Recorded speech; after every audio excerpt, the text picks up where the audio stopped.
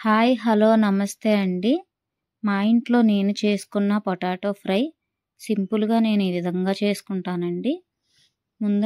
ముందుగా ఒక బౌల్‌లో సాల్ట్ ఏసుకొని పొటాటో మొత్తం వాష్ చేసుకున్నాను.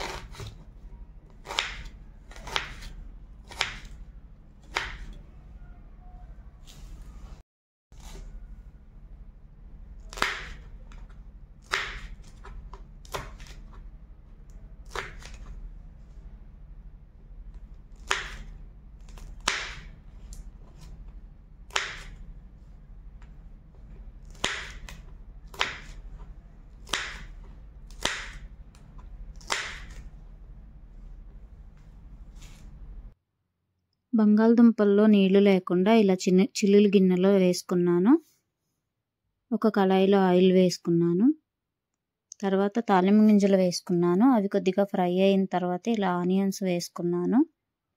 ఆనియన్స్ బాగా ఫ్రై అయ్యాక 2 లేదా 3 పచ్చిమిరపకాయలు వేసుకొని బాగా కలుపుకున్నాను.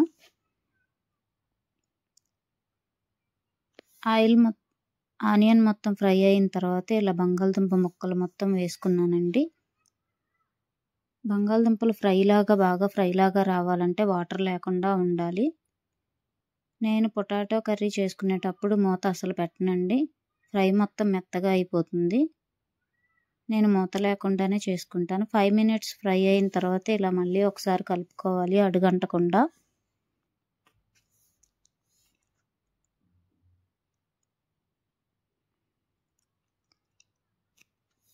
ఐదు 10 నిమిషాలు ఫ్రై అయిన తర్వాత 2 స్పూన్ కారం వేసుకున్నాను.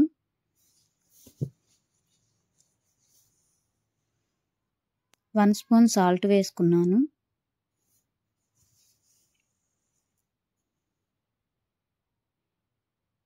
1 స్పూన్ ధనియాల పౌడర్ వేసుకున్నాను. ఉప్పు కారం బాగా పట్టేలాగా ముక్కలన్నీ ఇలా కలుపుకున్నాను. అడుగంటకుండా మధ్య మధ్యలో ఇలా కలుపుకుంటూ ఉంటాను. నేను ఏ బౌల్లో చేసిన కర్రీ ఎప్పుడు అడుగంటుకోదండి. నేను ఇలా కలుపుకుంటూ చేస్తాను. 5 మినిట్స్ అయిపోయిన తర్వాత మళ్ళీ ఎల్లుల్లిపాయలు దంచి వేసుకున్నాను. బాగా కలుపుకున్నాను. మళ్ళీ ఎల్లుల్లిపాయలు దంచి వేసుకోవటం వల్ల మంచి స్మెల్ వస్తుంది. కర్రీ చాలా బాగుంటుంది.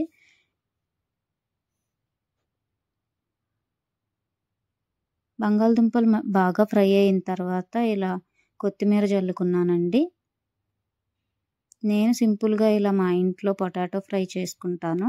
మీకు నచ్చితే ఒకసారి ట్రై చేయండి. మీరు ఎలా చేసుకున్నారో ఒకసారి నా కామెంట్ సెక్షన్లో కామెంట్ చేయండి. ఐ హోప్ మీ అందరికీ నచ్చిందనే అనుకుంటాను. ప్లీజ్ లైక్ చేయండి. మన వీడియో ఫస్ట్ టైం చూస్తున్నట్టయితే ప్లీజ్ సబ్స్క్రైబ్ చేసుకోండి. Thank you for watching.